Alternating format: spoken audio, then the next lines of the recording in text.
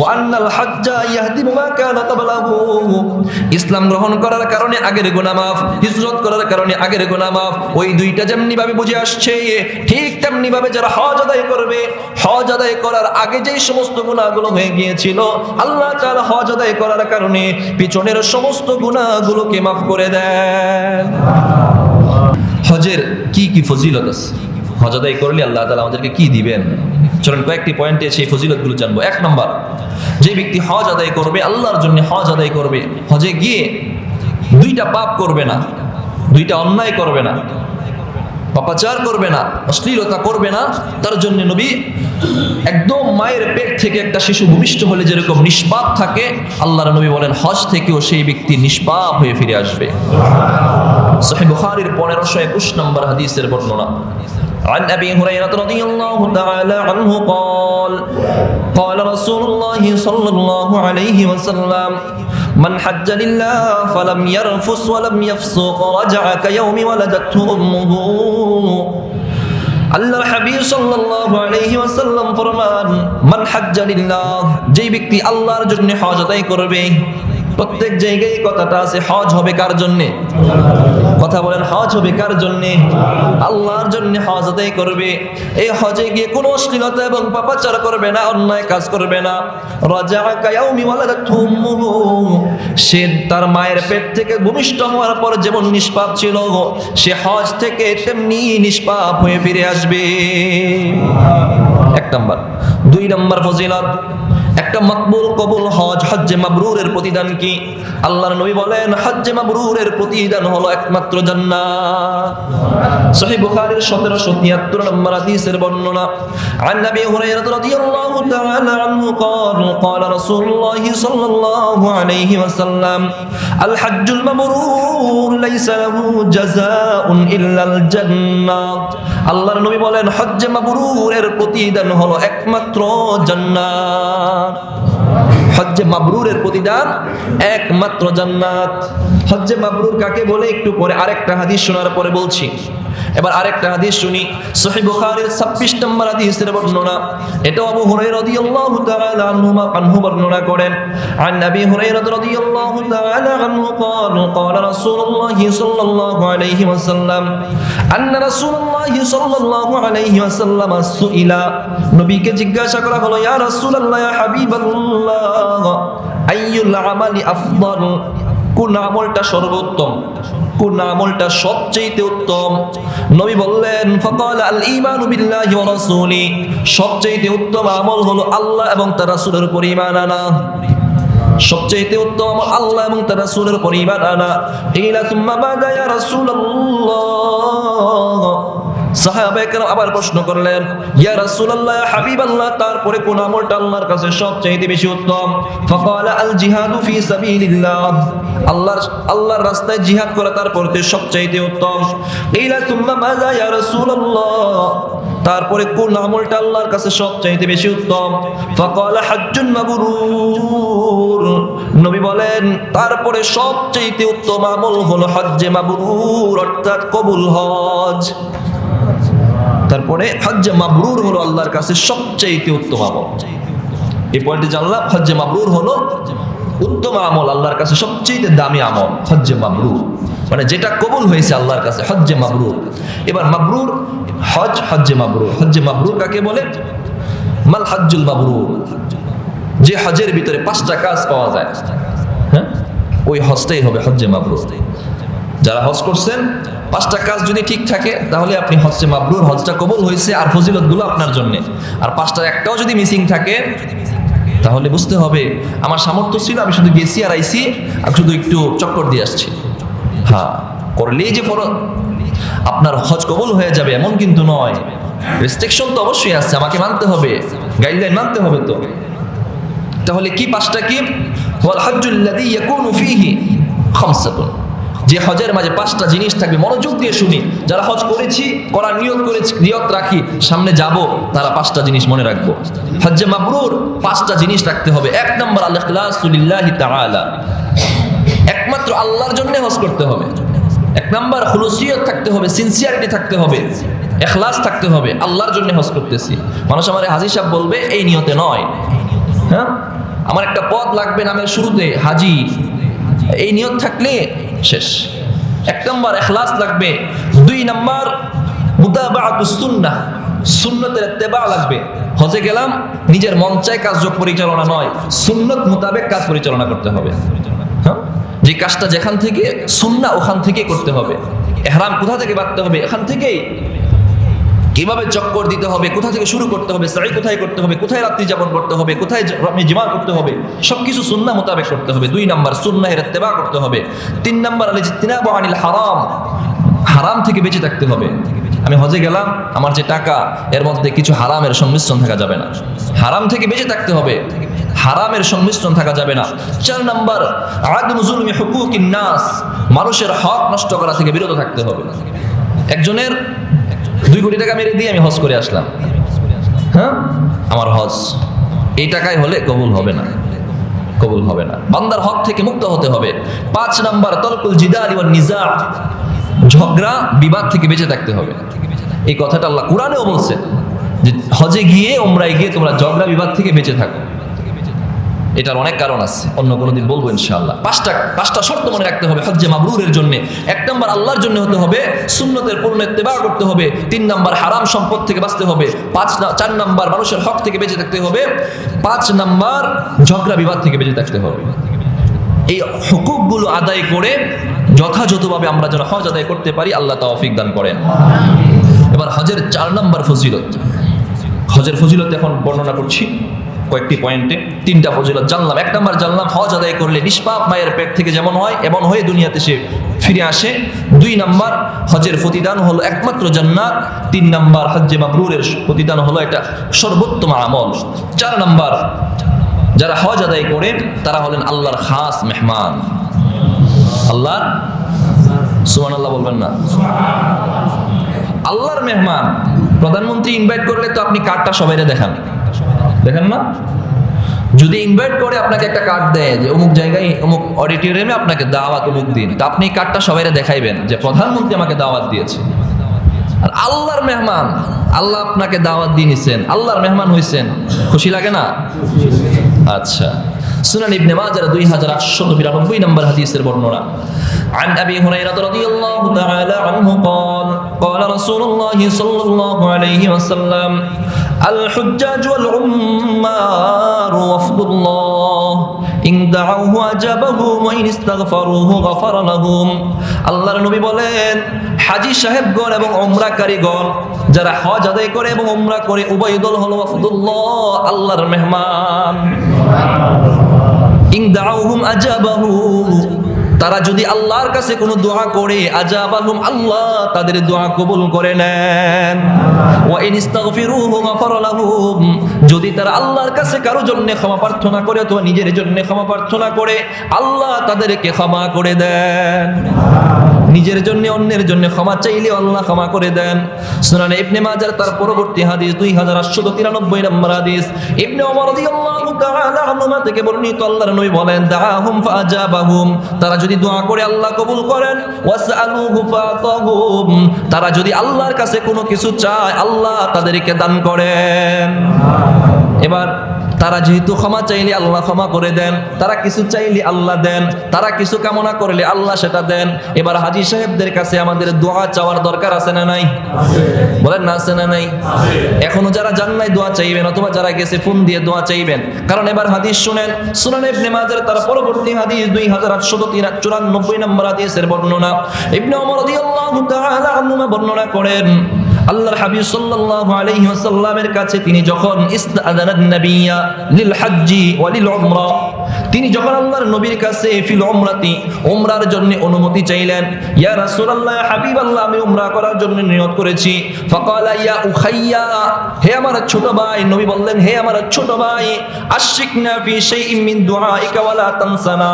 নবী বললেন, হে ইবনে ওমর, আমার ছোট ভাই, তুমি উমরায় গিয়ে আমার জন্য দোয়া করবা, ওয়া লা তানসানা, আমাদেরকে দোয়ার মধ্যে ভুলে যাবা না। নবী দোয়া চাইছেন, কি বুঝলেন? এটা বোঝা যায় কি, আমাদের জন্য শিক্ষা দিয়ে গেছেন, আমাদের জন্য শিক্ষা দিয়ে গেছেন, যারা হজ উমরায় যায় তাদের কাছে দোয়া চাও, আমাদের জন্য শিক্ষা। মুহতারাম হাজিরিন, হাজী সাহেবগণ আল্লাহর মেহমান, তারা যা চায় আল্লাহ তাই দেন, তারা ক্ষমা চাইলে আল্লাহ ক্ষমা করে দেন। তো তাদের কাছে আমরা যেন দোয়া চাইতে পারি, আল্লাহ যেন আমাদেরকে মাফ করে দেন, বলেন আমিন। 5 নম্বর হজের ফজিলত, হজ এবং উমরা গুনাহ মাফ করে দেয়, হজ এবং উমরা দারিদ্রতা দূর করে দেয়। হজ এবং উমরা দারিদ্রতা দূর করে দেয়। মনে হয় 6 লাখ টাকা লাগবে, আরো তো কমবে না, দেখবেন হজ থেকে আসার পর আপনার আরো বাড়বে, ইনশাআল্লাহ বাড়বে। মনে রাখেন সুনানে তিরমিজির 810 নম্বর হাদিসের বর্ণনা, عن عبد الله بن مسعود رضي الله تعالى عنه قال قال رسول الله صلى الله عليه وسلم تابعوا بين الحج والعمرة فإنهما ينفيان الفقر والذنوب كما ينفي الكير حيث خبث الخيط الحديد। আল্লাহর নবী বলেন তাবিউ বাইনাল হজ্জি ওয়াল উমরা, তোমরা হজ এবং উমরা লাগাতার করতে থাকো। ফাইনাল হজ্জা ইয়ানফিয়ানিল ফাকরা ওয়াজ যুনুব, কেননা হজ এবং উমরা মানুষের গুনাহ এবং দারিদ্রতা দূর করে দেয়। গুনাহ যেমন দূর করে দেয়, দারিদ্রতাও দূর করে দেয়। যেমনি ভাবে হাপড়ের লোহার হাপড় দিয়ে যদি লোহার মধ্যে পিটানো হয়, লোহার ঝং দূর হবে কি হবে না? লোহাকে গরম করে যদি হাপড়ের মধ্যে দিয়ে গরম করে যদি পিটানো হয়, লোহার ঝং যেইভাবে দূর হয়ে যায়, আল্লাহর নবী বলেন হজ এবং উমরা করলে মানুষের গুনাহ এবং দারিদ্রতা ঠিক তেমনি ভাবে দূর হয়ে যায়। 5 নম্বর জানলাম হজ এবং উমরা গুনাহ এবং দারিদ্রতা দূর করে দেয়। 6 নম্বর, আল্লাহ হাজীদের গুনাহ আরাফার দিন হাজীদের এবং হাজী সাহেব ছাড়াও অসংখ্য মানুষের গুনাহ এই একদিনে আল্লাহ তাআলা মাফ করে দেন। হাদিসের মধ্যে আসছে এই একদিনে আল্লাহ যত সংখ্যক মানুষকে মাফ করেন, অন্য কোনো দিন এত মানুষকে আল্লাহ মাফ করেন না। আমরা জানি রমজানে আল্লাহ মাফ করেন, কদরের রাতে মাফ করেন, শবে বরাতে, লাইলাতুল নিসফি মিন শাবানে আল্লাহ মাফ করেন, আরো এমন ফজিলতপূর্ণ রাত্রিগুলোতে আল্লাহ মাফ করে দেন। ঈদের রাত্রিগুলোতে, আইয়ামে তাশরিকে আল্লাহ তাআলা এই সমস্ত দিনগুলোতে, এই সমস্ত রাত্রিগুলোতে অনেক মানুষকে আল্লাহ মাফ করেন। সকল দিন এবং রাত্রিতে যত মানুষকে মাফ করা হয়, সবচেয়ে বেশি মানুষকে আল্লাহ তাআলা আরাফার দিন এর চাইতে বেশি মানুষকে আল্লাহ মাফ করে দেন। সহিহ মুসলিমের 1348 নম্বর হাদিসের বর্ণনা, عن عائشة رضي الله تعالى عنها قالت قال رسول الله صلى الله عليه وسلم ما من يوم أكثر من أن يعتق الله فيه عبدا من النار من يوم عرفة। আল্লাহর নবী বলেন আল্লাহ তাআলা আরাফার দিন যত সংখ্যক মানুষকে গুনাহ মাফ করে দেন, যত সংখ্যক মানুষকে জাহান্নাম থেকে মুক্তি দেন, অন্য কোন দিন এত সংখ্যক মানুষকে আল্লাহ জাহান্নাম থেকে মুক্তি দেন না। আরাফার দিন এত মানুষকে আল্লাহ জাহান্নাম থেকে মুক্তি দেন। সামনে যে দিনটা আসতেছে, সেই কাঙ্ক্ষিত দিনটা তো সামনে আসতেছে, ঠিক না? আল্লাহ যেন আমাদের পূর্বসূরি আত্মীয় স্বজন যারা কবরে আছে, আমাদের আত্মীয় স্বজন, আমাদের আপনজন, আমাদের মসজিদের পাশে যে সমস্ত কবরবাসীরা আছেন, আমাদের যাদের মুসল্লিয়ানি কারা, আমাদের কমিটি যে সমস্ত ভাইয়েরা কবরে শুয়ে আছেন, আল্লাহ যেন ওই দিন এবং ওই দিনের আগেই, এমনকি এই মুহূর্তে, বিশেষ দিনগুলোতে আল্লাহ যেন তাদেরকে মাফ করে দেন, বলেন আমিন। 7 নম্বর, হজ সর্বোত্তম আমল। কতটুকু সর্বোত্তম আমল? আরেকটা হাদিস শুনি। এমনকি নবী নারীদের ক্ষেত্রে জিহাদের চাইতে উত্তম আমল বলেছেন, জিহাদের চাইতেও উত্তম আমল বলেছেন। সহিহ বুখারীর 1520 নম্বর হাদিসের বর্ণনা, عن عائشة رضي الله تعالى عنها قالت يا رسول الله نرى الجهاد أفضل العمل أفلا نجاهد قال لا لكن أفضل الجهاد حج مبرور। আল্লাহর নবীর প্রিয়তমা স্ত্রী আম্মা আয়েশা সিদ্দিকা রাদিয়াল্লাহু তাআলা আনহার বর্ণনা, তিনি বলেন তিনি একদিন রাসূলকে বললেন ইয়া রাসূলুল্লাহ, ইয়া হাবিবাল্লাহ, আমরা দেখতেছি আল্লাহর কাছে জিহাদটা হলো সর্বোত্তম আমল, অনেক দামি আমল। নারাল জিহাদ আফদালুল আমাল, আমরা দেখতেছি জিহাদটা অনেক দামি আমল, অনেক দামি আমল। বাড়লে বেঁচে থাকলে গাজী হয়ে যাবে, মারা গেলে শহীদের মর্যাদা পেয়ে যাবে, আপনার সাথে যুদ্ধের মধ্যে শামিল থাকতে পারবে। ইয়া রাসূলুল্লাহ, আমরা কি জিহাদ করব কিনা? ক্বালা লা, নবী বললেন লা, তোমরা জিহাদ করবে না। লাকিন আফদালুল জিহাদি হজ্জুন মাবরুর, তোমাদের জন্য সর্বোত্তম জিহাদ হলো আল্লাহর জন্য হজ আদায় করা। তোমাদের জন্য হজ আদায় করা হলো জিহাদের সমতুল্য সওয়াব। হ্যাঁ, আফদালুল জিহাদ তোমাদের জন্য এটা। এবার 8 নম্বর পয়েন্টে জানবো হজ পূর্বের সমস্ত গুনাহ মাফ করে দেয়। কেমন গুনাহ মাফ করে দেয়? এবার একটা হাদিস শুনি। আমর ইবনুল আস রাদিয়াল্লাহু তাআলা আনহু নবীজির একজন জলিলুল কদরের সাহাবী, অনেক হাদিস তার থেকে বর্ণিত হয়েছে। তিনি যখন মৃত্যু সজ্জায়, ওই সময় নিজের ব্যাপারে শঙ্কিত, তখন একটা কথা তাকে মনে করে দেওয়া হলো, রাসূলের কথা, যে তুমি যখন হজ করেছো, ইসলাম গ্রহণ করেছো। তিনি নিজের ব্যাপারে শঙ্কিত ছিলেন এই জন্যে, কারণ তিনি তো ইসলামের মধ্যে কনভার্ট হয়েছেন, তো আগের গুনাহ কি আল্লাহ মাফ করছেন কিনা। হ্যাঁ, একটা সময় গুনাহ হয়েছে, এখন ইসলামে আসছি, গুনাহ কি মাফ হইলো কি হলো না, কতটুকু ডিপলি চিন্তা করেছেন। তখন তাকে বলা হয়েছিল যে তুমি যখন ইসলাম গ্রহণ করেছো, আল ইসলাম ইয়াহদিমু মা কানা ক্বাবলাহু, তুমি ইসলাম গ্রহণ করার কারণে তোমার পূর্বের যত গুনাহ ছিল আল্লাহ সমস্ত গুনাহ মাফ করে দিয়েছেন। সহিহ মুসলিমের 121 নম্বর হাদিসের বর্ণনা। قال رسول الله صلى الله عليه وسلم لعمرو بن العاص أما علمت أن الإسلام يهدم ما كان قبله وأن الهجرة تهدم ما كان قبلها وأن الحج يهدم ما كان قبله আল্লাহর নবী আমর ইবনে আস রাদিয়াল্লাহু তাআলা আনহু কে বললেন, ও আমর, আমা আলিমতা, তুমি কি জানো না, আন্নাল ইসলাম ইয়াহদিমু মা কানা ক্বাবলাহু, কেউ ইসলাম গ্রহণ করার কারণে, ইসলাম গ্রহণের পূর্বে যেই সমস্ত গুনাহগুলো হয়েছিল, ইসলাম গ্রহণ করার কারণে আল্লাহ তার পিছনের সমস্ত গুনাহগুলোকে মাফ করে দেন। ওয়া ইন্নাল হিজরাতা তাহদিমু মা কানা ক্বাবলাহা, আর তোমাদের যারা হিজরত করেছে, হিজরত করার আগে যেই সমস্ত গুনাহগুলো হয়েছিল, হিজরত করার কারণে আল্লাহ পিছনের সমস্ত গুনাহগুলোকে মাফ করে দেন।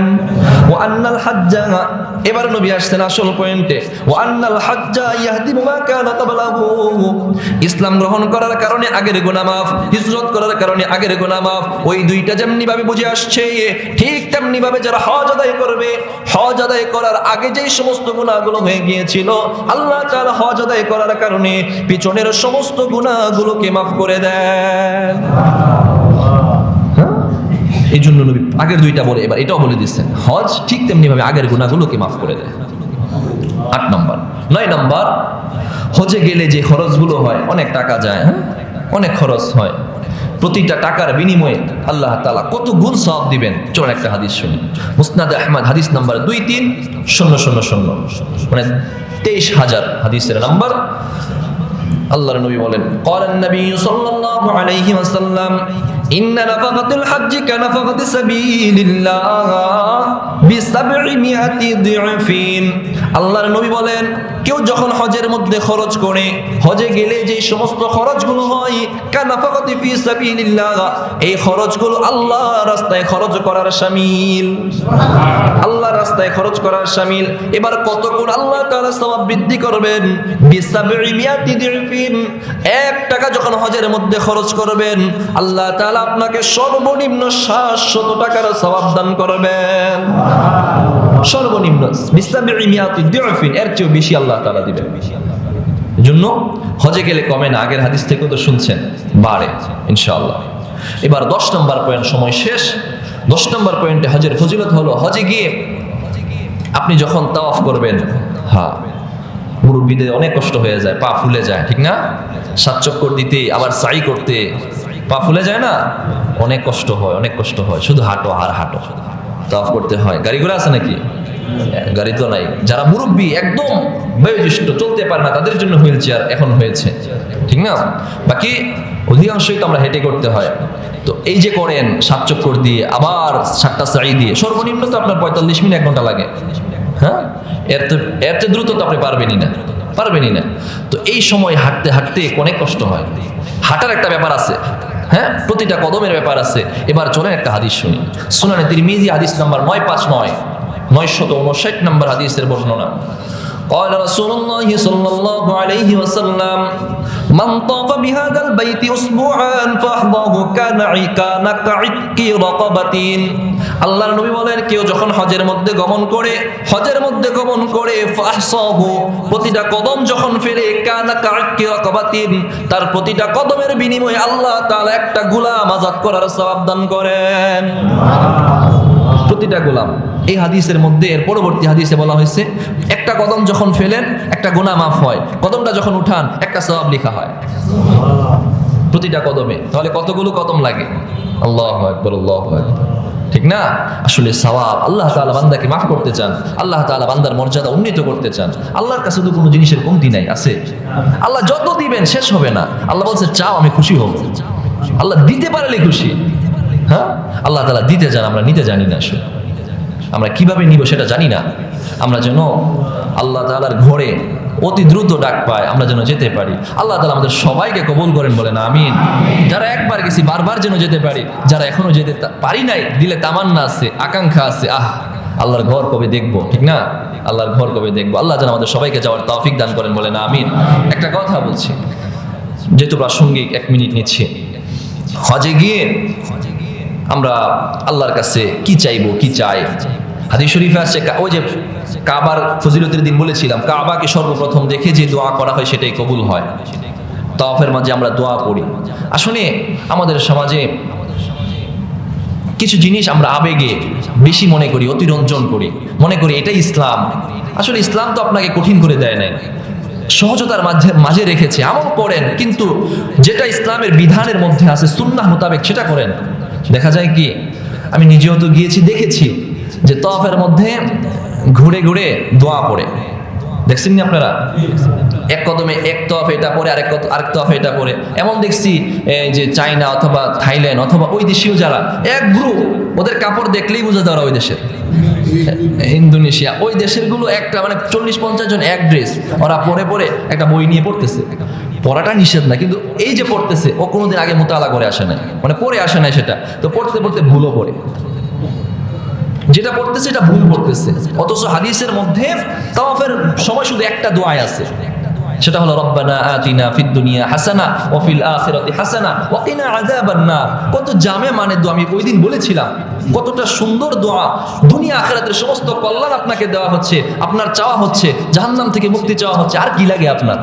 আর কি লাগে বলেন না? কারণ আপনি ধরেন আপনার লাগে, মানলাম লাগে, তাহলে আপনি মন থেকে চান, মনে মনে চান, যা লাগবে তাই চান, বাংলায় চান না, সমস্যা কই আপনার? এখন আপনি যদি পারেন আরবি পড়েন, নিষেধ করছি না আমি, কিন্তু কথা হলো এই যে পড়তে গিয়ে একটা বই নিয়ে পড়তেছেন, আগে কখনোই পড়েন না, বইটা ধরাই দিচ্ছে আপনাকে যাওয়ার আগে ধরাইছে না, আপনি ওদের দেখেনও না ভিতরে খুলে। ওই দিন সবাই পড়তেছে, আপনিও পড়তেছেন, ভুল পড়তেছে, আফসোস। ভাই সুন্নাহ অনুযায়ী আমল করেন, যেটা সুন্নাহ আছে সেটা করেন।